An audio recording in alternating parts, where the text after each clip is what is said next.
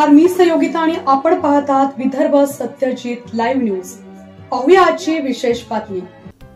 संपादक उद्धव फंगाळ यांनी कुटुंबासह महाकुंभ काशी व अयोध्या येथून दर्शन घेऊन आल्यानंतर त्यांचे कुटुंब परिवाराने केले भावपूर्ण स्वागत।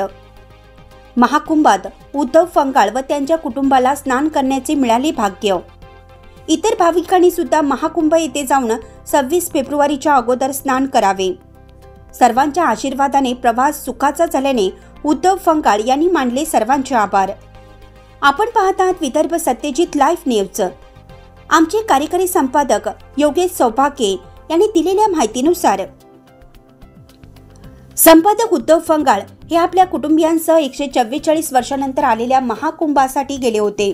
त्या ठिकाणी उद्धव फंगाळ व त्यांचे कुटुंब यांना स्नान करण्याचं भाग्य मिळालं। तर उद्धव फंगाळ हे महाकुंभ काशी व प्रभू श्रीराम यांचे दर्शन घेऊन आल्यानंतर त्यांच्या मेहकर येथील कुटुंबाने आदराने व भावपूर्ण स्वागत केलं।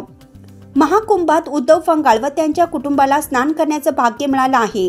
इतर भाविकांनी सुद्धा महाकुंभ येथे जाऊन 26 फेब्रुवारीच्या अगोदर स्नान करावं। त्याचबरोबर सर्वांच्या आशीर्वादाने उद्धव फंगाळ व त्यांच्या कुटुंबाला 144 वर्षांनंतर आलेल्या महाकुंभात स्नान करण्याचं भाग्य मिळाल्याने उद्धव फंगाळ यांनी सर्वांचे आभार मानले आहेत। हिंदू संस्कृतीनुसार सुरू असलेले महाकुंभ हे 144 वर्षांनंतर आलेलं महाकुंभ आहे। इतर महाकुंभापेक्षा हा महाकुंभाला अतिशय महत्त्व आहे। सध्या या महाकुंभात ज्यांना स्नान करायचं भाग्य लाभलं त्यांना पुन्हा स्नान करायचं भाग्य लाभणार नाही, कारण हे महाकुंभ 144 वर्षांनंतर येत असतं। त्यामुळे उद्धव फंगाळ व त्यांच्या कुटुंबाला स्नान करण्याचे जे भाग्य मिळालं आहे त्याबद्दल त्यांनी सर्व पत्रकार बांधव, लोकप्रतिनिधी, राजकीय मित्रमंडळी, मित्रपरिवार व मेहकरवासी यांचे आभार मानले आहेत। उद्धव फंगाळ यांचा प्रवास कुठेही थोडी सुद्धा अडचण न येता अगदी आनंदात झाल्यामुळे त्यांच्या कुटुंबाने सुद्धा आनंद व्यक्त केला आहे। 144 वर्षांनंतर येत असलेल्या महाकुंभामध्ये सर्वांनी 26 फेब्रुवारीच्या अगोदर स्नान करावं असं आवाहन सुद्धा उद्धव फंगाळ यांनी यावेळी केलं आहे। यावेळी उद्धव फंगाळ म्हणाले की दैनंदिन जीवन जगत असताना प्रत्येक व्यक्तीला जीवनात संघर्ष करावा लागतो। अनेक चढ उतार जीवनात येत असतात, मात्र ज्या व्यक्तीच्या पाठीमागे त्यांचे संपूर्ण कुटुंब खंबीरपणे उभे राहत असते तो व्यक्ती जीवनात कोणत्याही संकटाला सामोरे जाऊन यशस्वी होत असतो। मात्र जर एखाद्या व्यक्तीला दैनंदिन जीवनात इतरांची साथ जरी मिळाली तर त्यांचं कुटुंब जर त्यांच्या पाठीमागे राहिलं नाही तर त्या व्यक्तीचे जीवन यशस्वी होत नाही।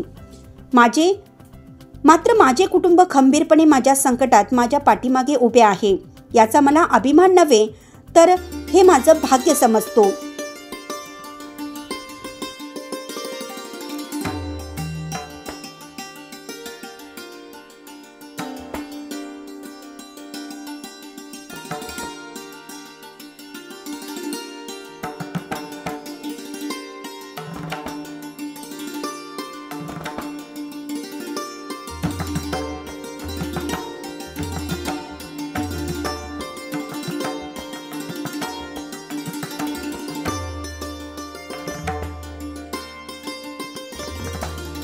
बातमी आवडल्यास लाईक करा, शेअर करा आणि सबस्क्राईब मात्र नक्की करा।